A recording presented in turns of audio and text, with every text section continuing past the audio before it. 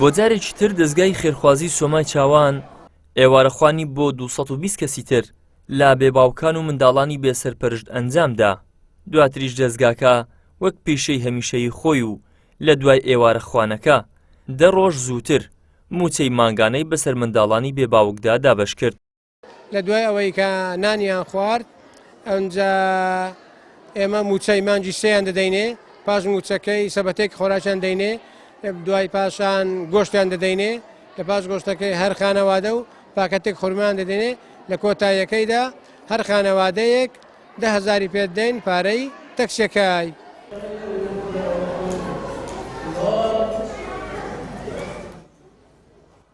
دوای ئێوارەخوانەکە سەبەتە خۆراک و گۆشت و چەند بابەتێکی تر بەسەر خانەوادە بێباوکەکاندا دابەشکرا.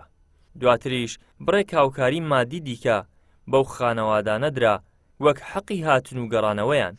زۆر سوپاسی دەستگای خێرخوازی سۆمای چاوان دەکەین هەستا بە دابینکردنی خوانی ئێوارەی بەربانک دەستخۆشیان لێ دەکەین.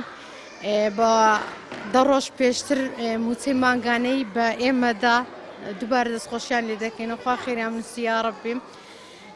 ئێستاش حەقی ڕێیداینەوە سەبەتە خۆراکیش وەردەگرین، خوا پاداشتی بە خێریان بداتەوە یا ڕەبی. دەستخۆشی لە دەستگای سۆمای چاوان دەکەین. ئەوڕۆ نانی بەربانجی داینێ و لەگەر موچەی پێشوەختەی داینێ، لەگەر چیلۆ گۆشتەشی داینێ، لەگەر سەبەتە خۆراکەشی. خوا خێری خێرخوازان بنووسی، خێری ئەو کەسەش بنووسکەگە ڕوحی لەنا ئەو خێریدا هەیە. دەستگای خێرخوازی سۆمای چاوان لە ماوەی تەنها هەفتەیەکدا و لە 2 کاتی جیاواز ئێوارەخوانی بۆ 440 کەس لە خانەوادەی بێباوکان ئەنجامدا و موچە و سەبەتە خۆراکی بەسەر دابەشکردن. دەستگاکە پلانی بۆ ڕۆژانی کۆتایی مانگی پیرۆزی ڕەمەزان داناوە و بڕیار وایە سەدان سەبەتە خۆراک دابەش بکات. ئیدریس محەممەد، کەناڵی ئاسمانی پەیام، هەولێر.